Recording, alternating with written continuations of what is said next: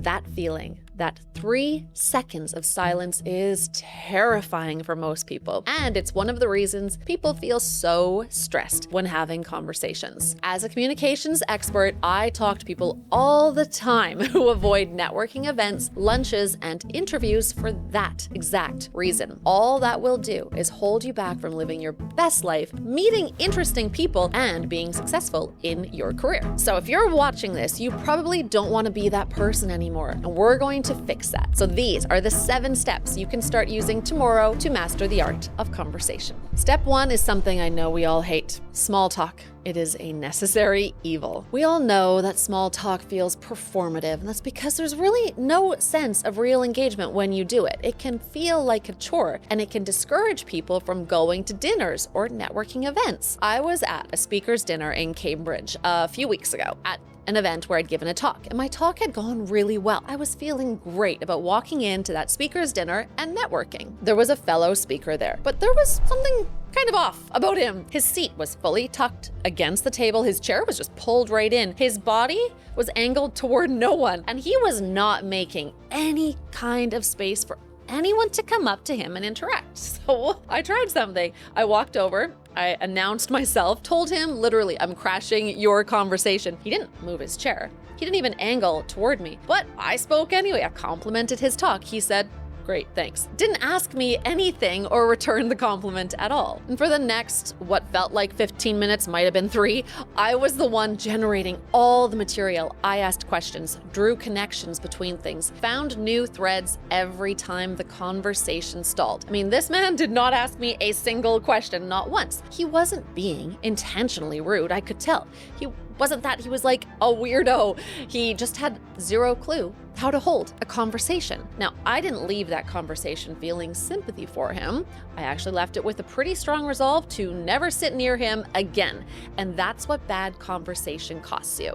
Now, the reason small talk fails is because it's low risk, but also completely low reward. You talk about the weather, the traffic, how was your weekend? Is this your first time here? Do you want a drink? All of that, blah, blah, blah. These are all safe topics for awkward social situations, but these safe topics are actually just a really empty exchange. Both people are anxiously waiting for it to end. So to avoid the anxiety and the failure of small talk, reframe it in your mind to be a real conversation that actually engages the other person's brain using these 3 tips. The first one, do not be that guy with the chair tucked into the table. Use open body language to let others know you are available for connection. Tip 2 is to pay attention to what people are doing and pay attention to what you and they are saying. We all make the mistake of not actively listening to the other person and instead planning our response and rehearsing it in our heads. Tip number 3 is to treat any awkward networking small talk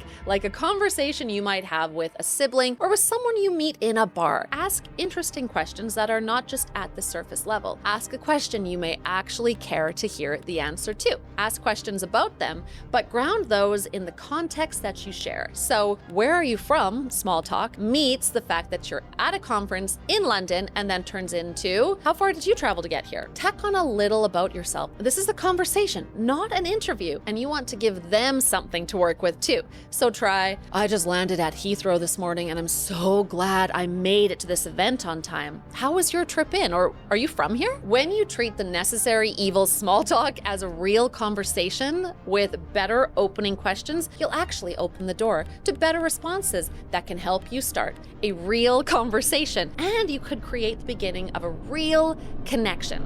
Step 2 is one that should reassure you. Everyone else is more nervous than you are. If you think about the last time you walked into an event alone, you probably felt nervous, and this feeling is isolating. But everyone else is also showing up alone to network and mingle. And we don't often think about all of those other people walking into the same environment as you where they're expected to talk to strangers. They are also nervous that no one will talk to them or notice them. And this shift in perspective can be your superpower. If you even pretend that you are the least nervous person in the room, you've just stepped into the feeling of confidence. Now, this is why a lot of salespeople are so successful and able to talk with people. They aren't necessarily conversationalists, they just feel confident enough and comfortable enough to talk to people. And if you remember the last time you went to buy a car, how did the salesperson lead the conversation? They probably asked you a whole bunch of questions about how large your family was to determine what size car you were looking for, maybe how you felt about the recent gas prices to see if they should recommend an electric vehicle to you, or even what you do for work to determine what your actual budget probably was, even if you told them a different number. So the next time you walk into a room where you're supposed to be talking to people, remind yourself that everyone is more nervous than you are, and by being confident and approaching people and asking a few relatively interesting questions, you're not being weird, you're doing the job you went there to do. Step 3 is probably one of the most important tips, and it's to do your homework. If you know a conversation is coming, like an interview, maybe a first lunch with a new client, or even a panel event, before you attend, spend a few minutes finding out something about who you'll likely want to talk to. I'm not talking about deep research, a quick LinkedIn search, a name search, Google Images. Essentially, just enough to find one thing they might care about, something interesting about them you would love to know more about and could talk with them about. Almost everyone has at least something about them online using social media. The secret of why this works is that when you do even a little bit of homework prior to that meeting or event, your anxiety actually drops because you feel prepared. So the next time you have a conversation coming up, just do a quick 5 minutes of research. You can even use ChatGPT, maybe feed it a list of attendees or who you're interviewing with and let it find some facts for you, then just double check them. And it's important to not plan out specific questions because this can feel a bit too rehearsed. Instead,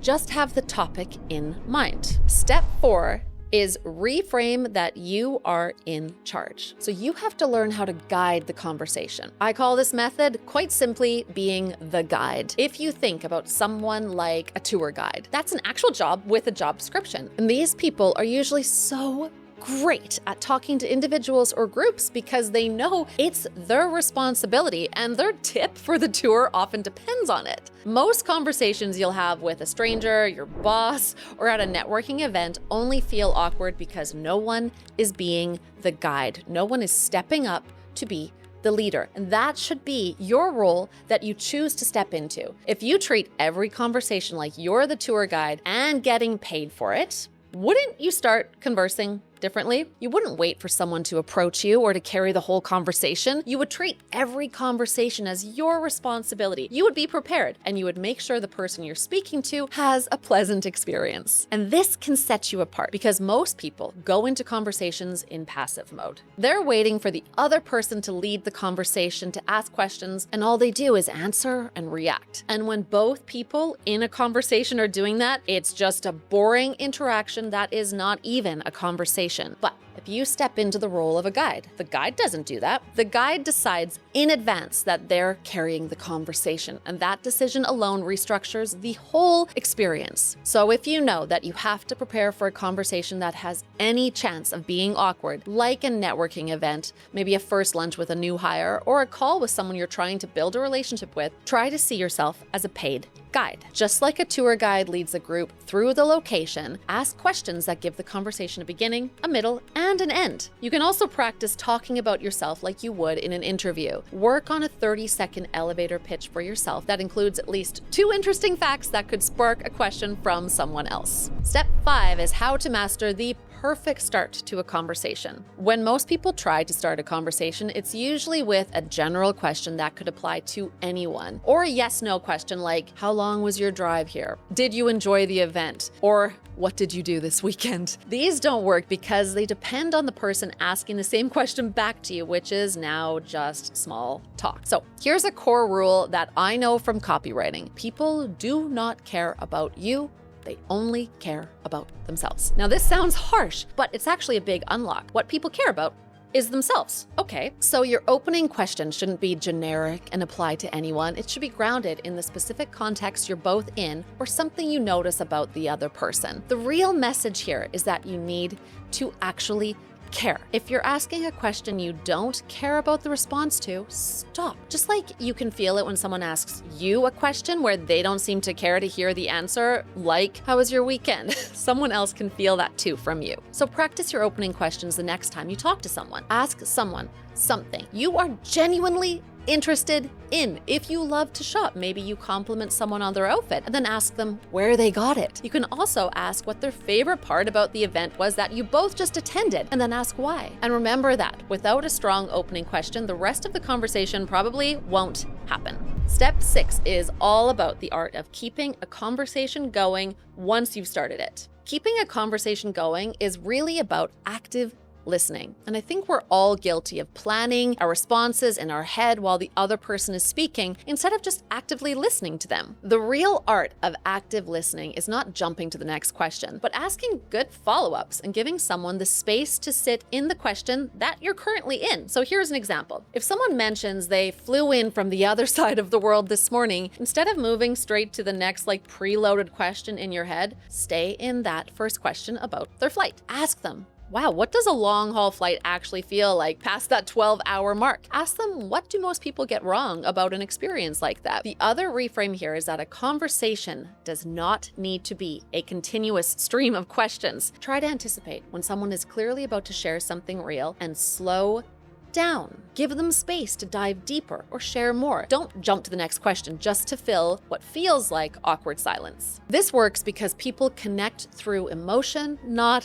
facts. If you spend the whole conversation collecting facts, where they're from, what they do, what their company is building, it will feel like a dry interview. What makes a conversation feel like a connection is when you start chasing feeling instead of information. So ask if they were scared. Ask if they do it differently. Ask what it actually felt like, not just what happened. Those are the questions that get you inside someone's experience, and that's where real relationships can actually start. The key nuance to this is give them something to work with on your side too. You are not a question machine. Tack a bit of yourself into the exchange. Like I mentioned, I just landed at Heathrow this morning, barely made it here. How was your trip in? So they have something to respond to as well. Also, be conscious about your body language during the middle of a conversation. Use your hands to tell the story. Don't cross your arms, which can look closed off, and make sure your facial expressions match their emotions too, and show that you are interested in what they're saying. Step 7 is how to end a conversation. There are 2 clean ways to get out of or end almost any conversation. The first is a positive reflection followed by a reason. So something like, this was genuinely awesome. I'm going to make a quick round before things wrap up, but I'd love to stay connected. That works because it's warm, it's honest, and it gives a clear signal that you're done with the conversation, but you enjoyed the interaction. The second is to tie the conversation to something coming up next. Like, I'm going to research more about that. Let's connect on LinkedIn, or will I see you later at happy hour?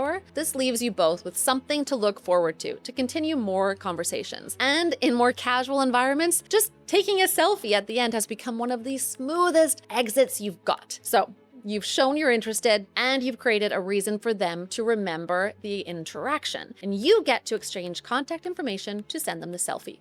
Perfect. Something important to remember is that you don't need to wait for something grand to happen in the conversation before you end it. Not every conversation is going to be a 10 out of 10. And if it's not, cool. You can end it when it feels natural and just jump to the next conversation. There was actually a cool study done in 2022 from the Journal of Experimental Social Psychology, where they had people who were nervous to talk to strangers do it for a week. Just talk to strangers. They had to repeatedly find, approach, talk to, and end conversations with strangers. And then the people who did this ended up being less pessimistic about the idea of rejection and more optimistic and confident about their conversational ability. So while the anxiety of ending a conversation is real, the more you practice and repeat this, the better you will get at it. Every conversation starts to get easier. And just remember that not every conversation is going to be remarkable, and that's totally fine. Some will be decent, some will be forgettable. The goal is to be someone who shows up consistently, who can start something, be present for it, and leave it on good terms. Those were the 7 ways to master the art of any conversation. If this resonated with you, check out this video next.